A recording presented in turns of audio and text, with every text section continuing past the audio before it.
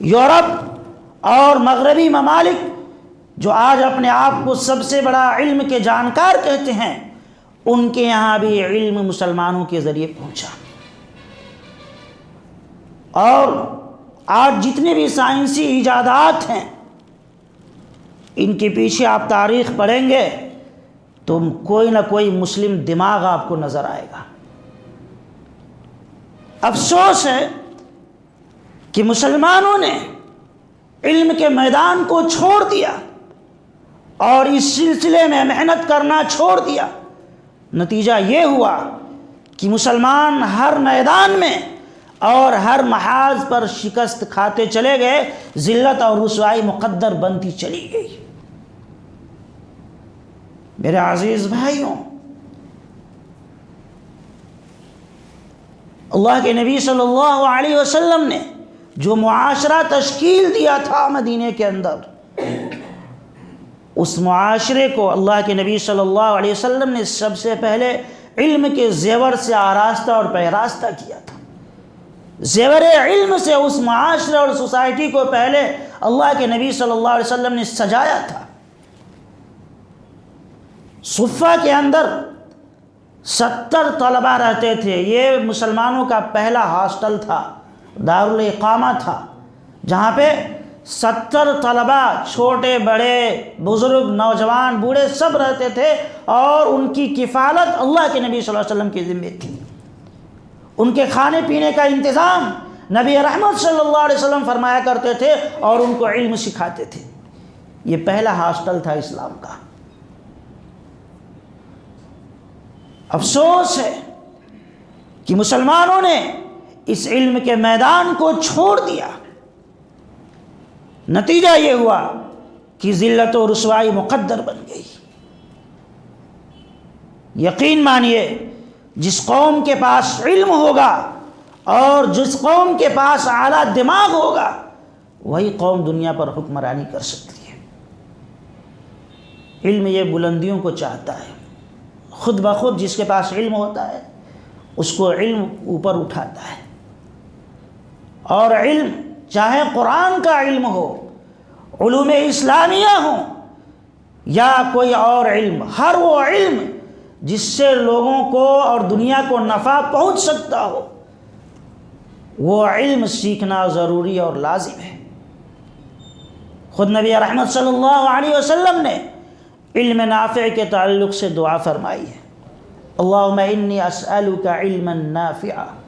نبی رحمت صلی اللہ علیہ وسلم کی یہ دعا ہے، اللہم انی اسألک علما نافعا، اے اللہ آپ مجھے علم نافع عطا فرما دیجیے۔ اب ہر وہ علم جس سے لوگوں کو نفع پہنچ سکتا ہو، جس سے معاشرے اور سوسائٹی کو نفع ہو سکتا ہو، اس علم کا سیکھنا، اس کو حاصل کرنا، میرے بھائیوں، یہ کار ثواب ہے اور ضروری ہے۔ ہر وہ علم، آج یورپ جو ترقی کی راہ پر گامزن ہے اور دنیا اس کے علمی انکشافات سے اور سائنسی ایجادات سے مرعوب ہے، خوف زدہ ہے، تاریخ پڑھ کر کے دیکھیں، انہوں نے یہ سارے علوم مسلمانوں سے سیکھے، مسلمانوں کی کتابوں سے۔ اور ان تمام ایجادات سے پہلے، سب سے پہلے مسلمانوں نے سائنسی ایجادات کی ہیں دنیا کے اندر۔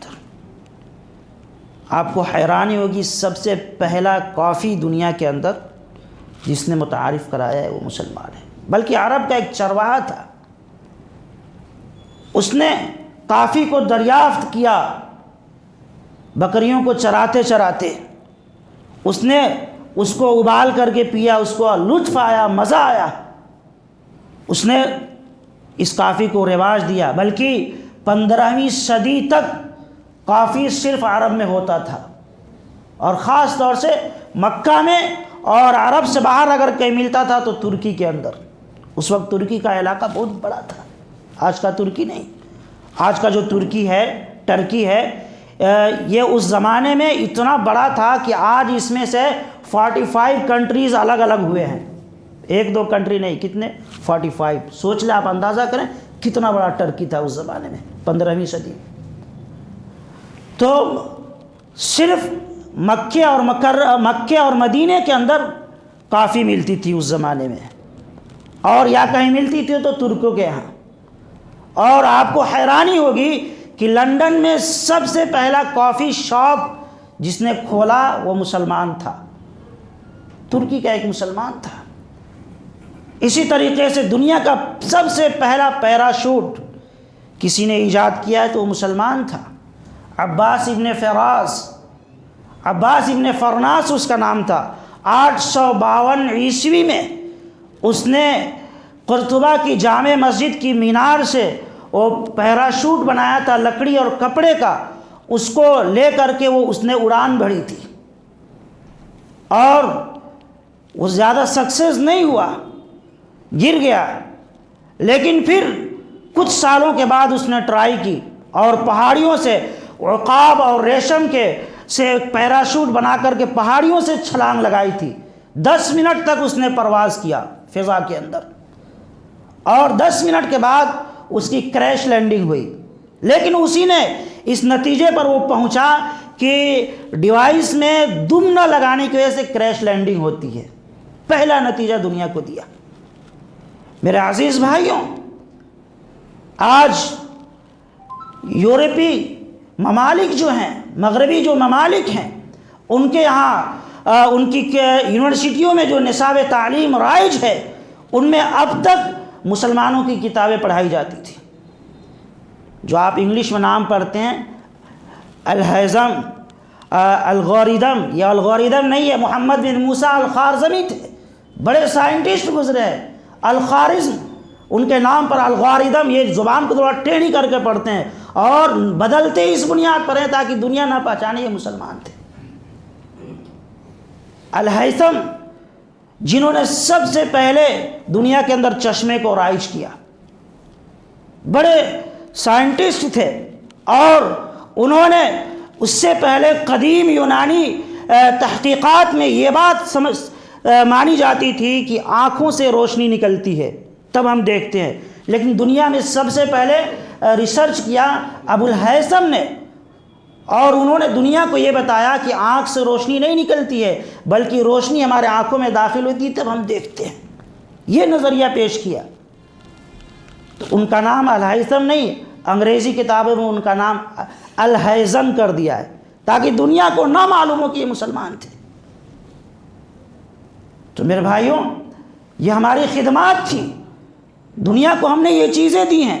یعقوب الکندی 10ویں صدی عیسوی کے اندر بڑے معروف سائنٹسٹ اور عالم گزرے ہیں، دنیا کو سب سے پہلے آپ نے ٹی بی کا علاج بتایا ہے، اور آپ نے کتاب لکھی ہے جس میں جراحی آپریشن کے جو آلات ہوتے ہیں، سرجیکل جو آلات ہوتے ہیں، ان کو آپ نے بنایا، اور ان کی تصویر ان کی کتاب میں آج بھی موجود ہے۔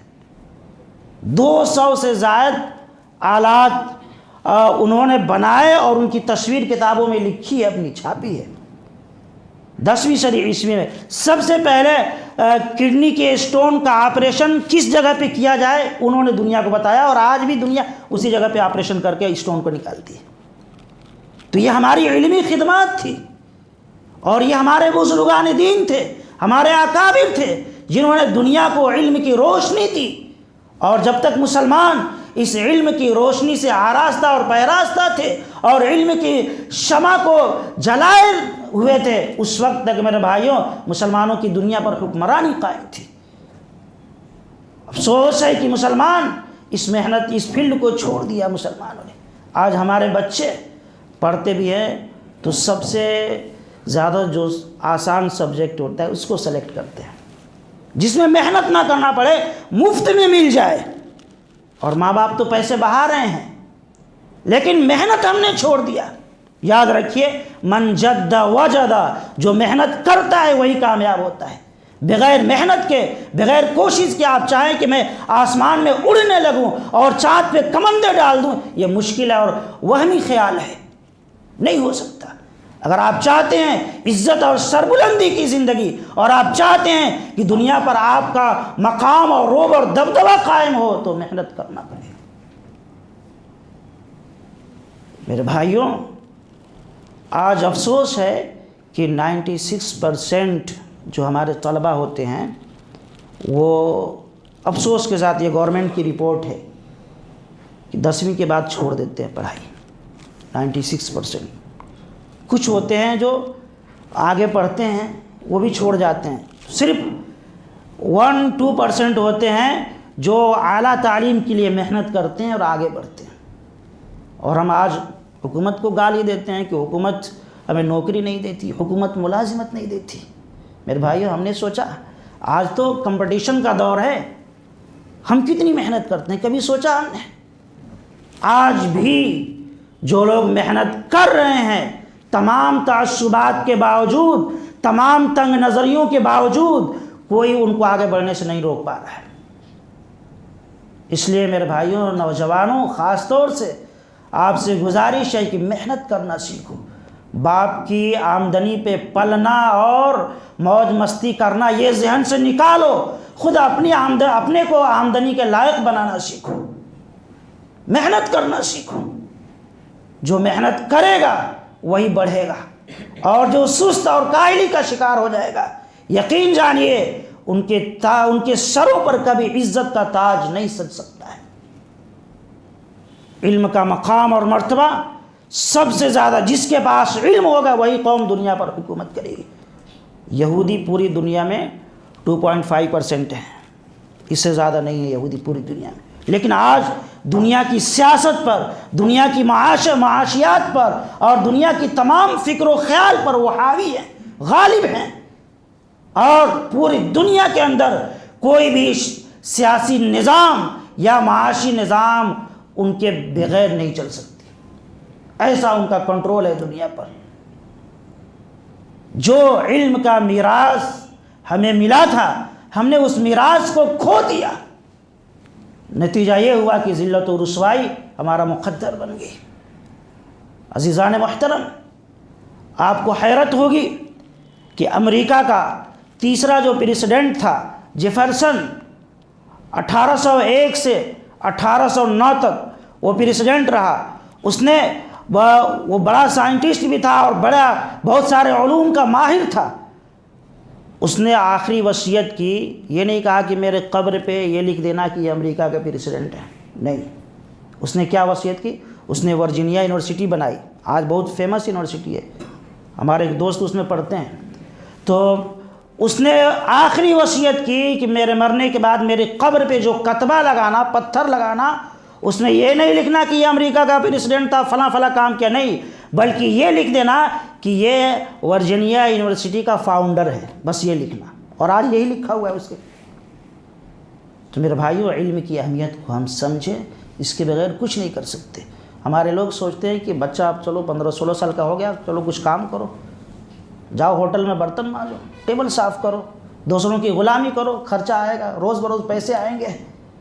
تو یہ روزانہ پیسے کی لالچ میں ہم اپنی بچوں کی اور آنے والی نسلوں کی زندگی کو برباد کرتے ہیں۔ بھوکے رہیے، ایک وقت رہنا پڑے تو رہیے، لیکن اپنے بچوں کو اعلیٰ تعلیم دلانے کا حوصلہ اور ہمت رکھیے۔